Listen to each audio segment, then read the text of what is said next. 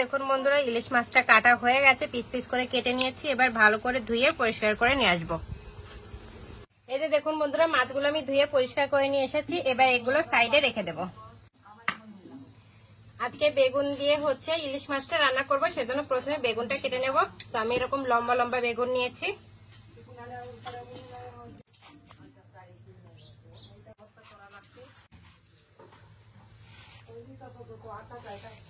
এরকম পাতলা পাতলা করে কেটে নেব।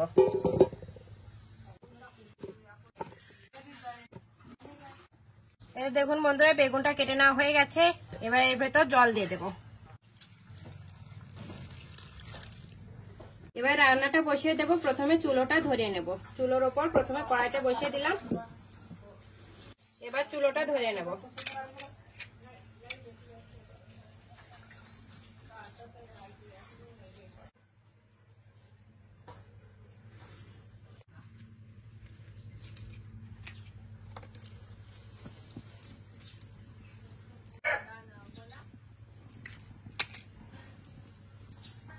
দেখুন বন্ধুরা, কড়াইটা গরম হয়ে গেছে, চুলোটা ভালোভাবে ধরে গেছে।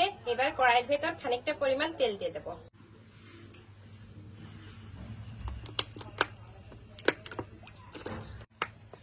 ওইদিকে তেলটা গরম হচ্ছে, এদিকে মাছে হলুদ আর লবণটা মাখিয়ে নেব। প্রথমে লবণ, পরিমাণ মতন হলুদ গুঁড়ো, ভালো করে হাত দিয়ে মাছে হলুদ আর লবণটা মাখিয়ে নেব।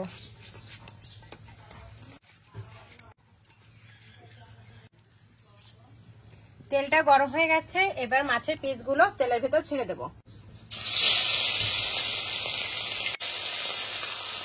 এক সাইড ভাজা হয়ে গেছে, উল্টে দেব।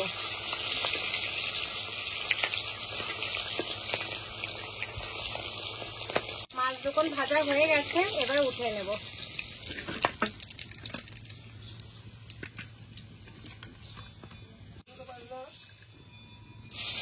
এই মাছগুলো ভেজে নেব।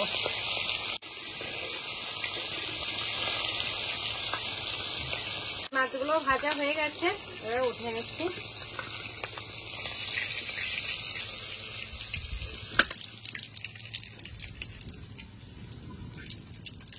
এবার ওই একই মাছ ভাজার তেলে আমি আধা চামচের মতন কালো জিরে নিয়েছি। কালো জিরেটা দিয়ে দেব। কাঁচা লঙ্কা নিয়েছি, কাঁচা লঙ্কাটা দিয়ে দেবো। এবার বেগুনগুলো,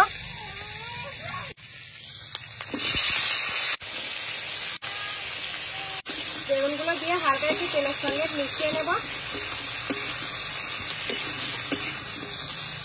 স্বাদ মতো লবণ, অল্প একটু পরিমাণ হলুদ গুঁড়ো, অল্প একটু পরিমাণ শুকনো লাল লঙ্কার গুঁড়ো। ভালো করে বেগুনগুলো তেলের সঙ্গে ভেজে নেব। এই দেখুন বন্ধুরা, বেগুনটা আমি ঠিক এইভাবে ভেজে নিয়েছি। দেখুন কালারটা কত সুন্দর এসেছে। এবার ঝোলে বসিয়ে দেব।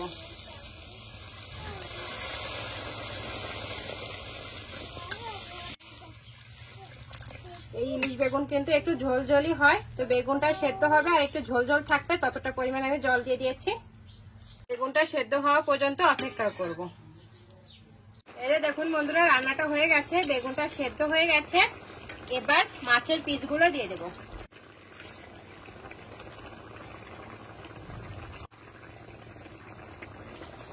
ভালো করে মিশিয়ে নেব। 1-2 মিনিটের মতন রান্না করে নেব মাছগুলো দিয়ে। দেখুন বন্ধুরা, 1-2 মিনিটের মতন আমি রান্না করে নিয়েছি। কালারটা দেখুন কত সুন্দর এসেছে। এবার নামিয়ে নেব। তো তার আগে অল্প একটু পরিমাণ গরম মশলার গুঁড়ি দিয়ে দেব। ভালো করে মিশিয়ে নেব। এবার নামিয়ে নেব।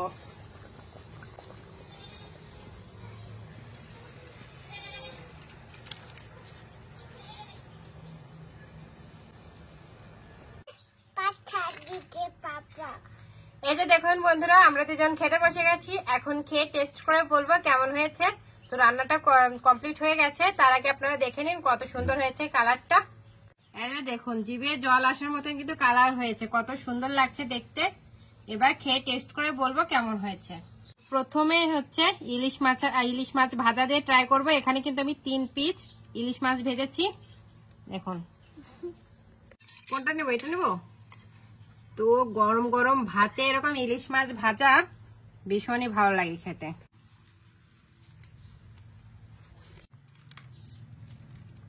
খেয়ে বলো তো কেমন হয়েছে।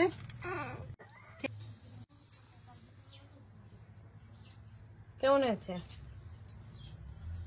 জাস্ট কেমন আছে টুকু?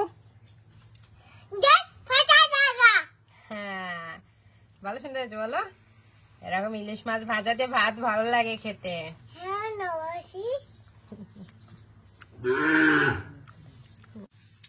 খুবই টেস্টি লাগছে।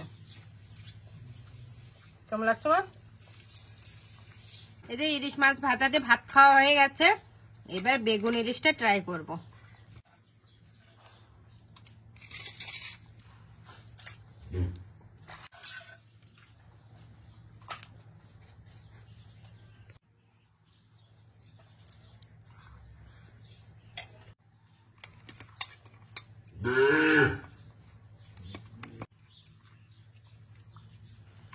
একদম ফ্রেশ।